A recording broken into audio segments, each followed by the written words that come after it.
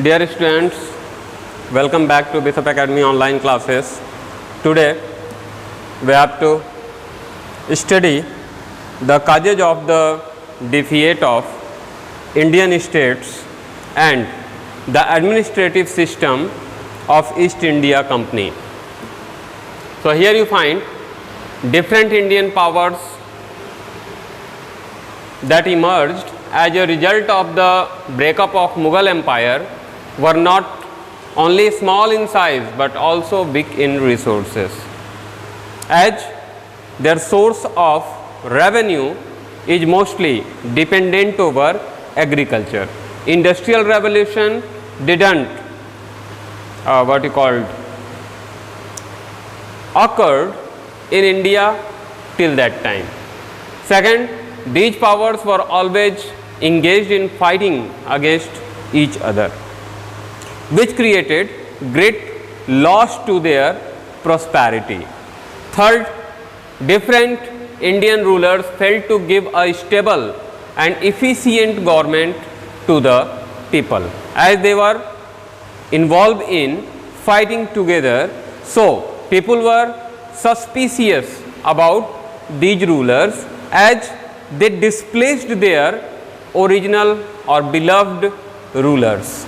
Next, the internal weakness and the fear of attack by powerful neighbors, coupled with assurance of dynastic inheritance given by the British, led many states like Hyderabad to seek protection under the British. So their mutual quarrel led them to take shelter under the company rule, and most of the rulers adopted subsidiary alliance, which later converted into doctrine of lapse, and due to which Indian rulers have to lost their autonomy. Along with it, the industrial revolution in England added to the superior quality of the British, especially in battlefield. Now they are master big armies and equipped them with better arms. That's why they get victory over Indian rulers. And last, the mastery over the sea that England enjoyed ultimately lead them to overshadow all the powers of the Indian subcontinent. In India, you find that due to their religious belief, Indian never tried to occupy coastal areas, or you can say ocean areas. So due to it, they could not compete with East India Company, as you see in the case of Battle of Plassey, when Nawab of Bengal captured Kolkata or Calcutta. At that time, the presidency of Madras helped Calcutta from ocean areas. Through Bay of Bengal, the naval army from Madras gone to Calcutta and recapture it. Next, you have to know about administrative setup under the company. The governors were appointed for Bengal in the beginning, but when the British territory increased, 3 administrative units called presidencies were created. These were the presidencies of Bengal, Madras and Bombay, ruled by different governors. Okay? To coordinate among all these 3 governors, okay, Regulating Act was passed in 1773, which made the governor of Bengal as the Governor General, and the 2 governors of Madras and Bombay were put under his charge. Okay? So here you find that the first Governor General that has been appointed here get advantage over the rest 2 Governor Generals. Warren Hastings was the first Governor General of the British territories in India, who made reforms in almost all spheres of administration and make the administration more competitive and accountable for East India Company, not for the people of India. Next, the British rule in India stood on three pillars: the civil service, the army and the police, to which you study in forthcoming slides. So here you have to know about the civil administration. So in India, Indian civil service was based on open competition, but remember, Indian people were not allowed for Indian civil service, okay, as all these examinations have been held only in England, and from there the people came to India. Most of the nobles family personnel has been appointed as, or you can say included in this Indian civil services. Subhash Chandra Bose was the first Indian, or you can say most important Indians, which qualified this Indian civil service but never get involved in service.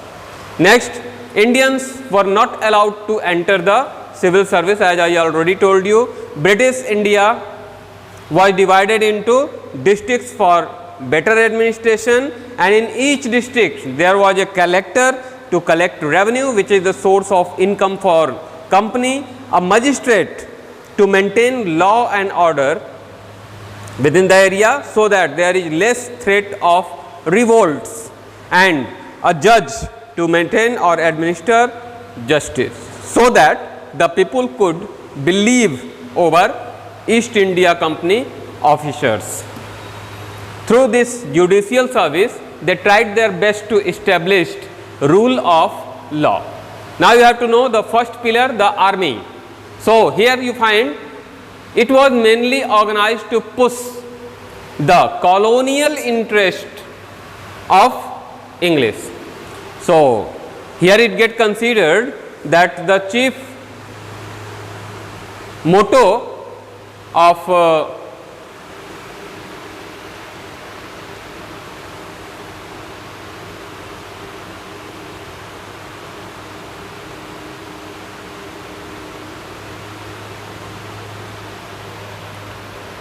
this army is to what? Take care of the English interest in the country. Along with it, it also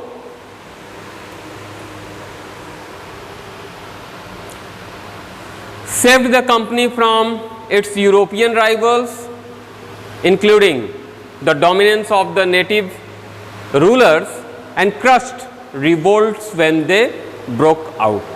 Even its officials were exclusively English, though Indian people also get some place in this army, but entire these places are of less importance. Okay? All the important posts have been given to Europeans. The company soldiers were armed with muskets and matchlocks, unlike the Indian soldiers who are given training in archery and the use of the sword. So modern mechanized weapons has been handed over to the Europeans only. That's why they had a victory, or you can say advantageous position against Indian soldiers. Along with it, infantry regiment become more important as it is used to capture the area. Though at that time you could know it very clearly that Air Force didn't introduced till that time. Okay? Much emphasis was laid on maintaining discipline for more than before. So this army is most disciplined army on Indian subcontinent. That's why they get success in achieving their goals. Next, that is the police. So the police department was created by Lord Cornwallis, under which district superintendent was the chief of district police, and this district police was consist of thanas which were headed by darogas. These are the darogas are the fundamental, you can say, administrative unit of police services. Along with it, the village watchman, that come to be known as chowkidars, had to carry out his duty and maintained by the villagers themselves. Means on being chowkidar, the person could not get anything from British administration or government. The police would never become popular among the Indian people because it was more a source of harassment than help. So here you find that Indian people do not like this police services, as this policemen always insult Indian people and harass them and punish them. Okay? It appraised the peaceful inhabitants and accept bribes. Most of the police officers get involved in bribe. Next, the judicial service. It's very important element of East India Company in India. Okay, Lord Warren Hastings established a civil and criminal court in each district to establish the rule of law. Okay, the civil courts were presided over by the company's collectors, and the criminal courts were left in the hands of the natives, which considered as honorary magistrates. Okay. Two courts of appeals, Sadar Diwan Adalat and Sadar Nijamat Adalat, was also set up, so that if the person get what you called dissatisfied with civil courts or the court of magistrate, then they could go here for final verdict. Along with it, under the Regulating Act of 1773, the Supreme Court at Calcutta was established with Impre as its Chief Justice. Okay? A digest of Hindu and Muslim laws was compiled to guide the judges. Before this time, the Hindus were governed under Shastras and the Muslims were governed by Shariat. Okay? By the Act of 1781, it was decided that the English law would be strictly applied over in the case of Englishmen, and the Indian would be tried under their own traditional law. Okay? This is the most important point, which clears that the chief motto of East India Company was not to establish the rule of law that is based on equality. This term and condition is against the fundamental principle of equality. Okay? In 1793, the famous Cornwallis Code was compiled for the guidance of the officials of the new judicial service, and a little more improvement could be seen.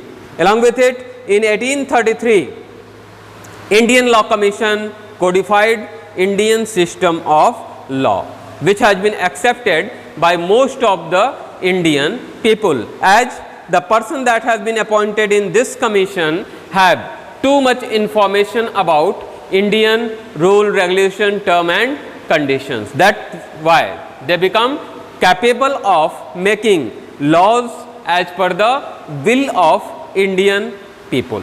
Okay? So, as you find, entire these things become capable of establishing companies' rule in India. So, with this we completed this chapter. No other videos from this chapter could be sent to you. You have to read the entire chapter, and still if you have remained some confusion in any of the topic, you could comment in Google WhatsApp group. Is that clear to you? Have a nice day.